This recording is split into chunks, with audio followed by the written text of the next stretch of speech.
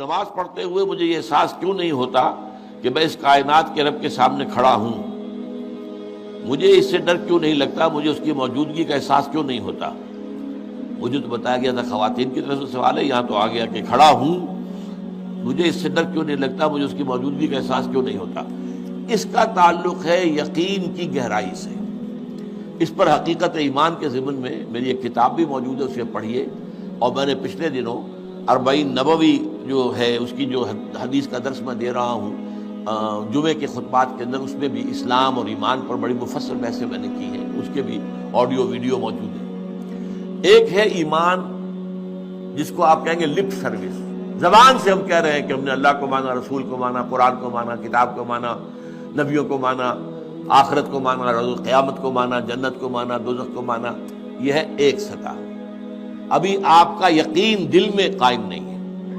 اس وقت تو ظاہر بات ہے کہ آپ کا قول کچھ اور ہوگا، عمل کچھ اور ہوگا، اس لیے یقین تو ہے ہی نہیں، یہ تو صرف قول ہے۔ ذالک قولہم بافواہہم، اپنے منہ سے بات آپ نکال رہے ہیں صرف، لیکن یہ دل میں نہیں ہے۔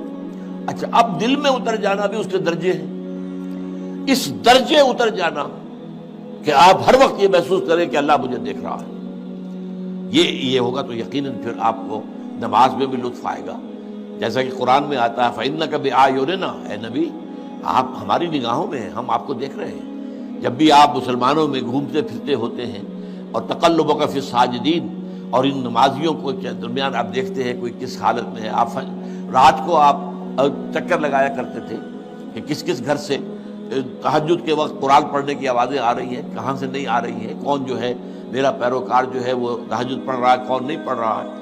اسی میں وہ واقعہ آتا ہے کہ آپ گزرے حضرت ابوبکر کے مکان کے پاس سے، اور مکان آپ کو معلوم ہے وہاں کوئی کنالوں میں تو ہوتے نہیں تھے، وہ تو چھوٹی چھوٹی جو ہے وہ جھوپڑیاں تک سمجھ لیجئے، معمولی سے مکان، بہت وہ ایک دو کمرے کے جو ہے کوٹڑیوں کے، کمرہ نہیں کہنا چاہیے، مکان۔ تو ظاہر بات ہے اس کے اندر اگر کوئی شخص قرآن پڑھ رہا ہے تو باہر سے گزرنے والا سنے گا۔ تو حضرت ابوبکر کا آپ نے دیکھا کہ بہت آہستگی سے پڑھ رہے ہیں، حضرت عمر کا دیکھا کہ بڑے زور شور سے پڑھ رہے ہیں۔ تو اگلے دن صبح فجر کے بعد پوچھا کہ ابوبکر تم یہ اتنا آہستہ کیوں پڑھ رہے تھے؟ انہوں نے کہا میں اس کو سنا رہا تھا جو سنتا ہے۔ اللہ کو سنانے کے لیے بلند آواز سے پڑھنا تو ضروری نہیں ہے، اللہ تو میں کتنے ہی ہلکی سے ہلکی بات میں کہوں، بلکہ صرف کلام نفسی بھی ہو، دل ہی میں بات کروں، وہ بھی اللہ کے علم میں آ جائے گا۔ حضرت عمر سے پوچھا تم کیوں زور سے پڑھ رہے تھے؟ کہ میں شیطان کو بھگانا چاہتا تھا کہ شیطان بھاگ جائے۔ تو آپ نے کہا دونوں ٹھیک ہو، لیکن یہ اے ابوبکر تم ذرا اپنی آواز اونچی کرو، اور اے عمر تم ذرا اپنی آواز پست کرو، یعنی ایک معتدل پر تمہیں آ جانا چاہیے۔ تو یہ معاملہ ہوتا ہے اصل میں ایمان کی گہرائی کا۔ ایمان کی پھر آخری گہرائی وہ ہے کہ ایسا یقین ہو جائے کہ گویا کہ آپ خود اللہ کو دیکھ رہے ہیں۔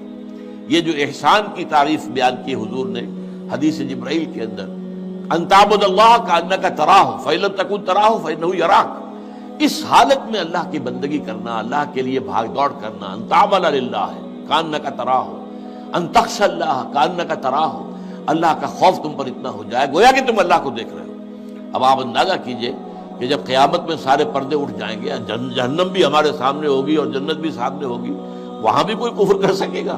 تو ظاہر بات ہے کہ جب اللہ تعالیٰ کو دیکھنے کی حد تک کی کیفیت پیدا ہو جائے، یقین کا وہ درجہ، تو پھر اس میں کوئی غلط کام کرنے کا امکان نہیں ہے۔ سبحانک اللہم و بحمدک، نشہد ان لا الہ الا انت، نستغفرک و نتوب الیک۔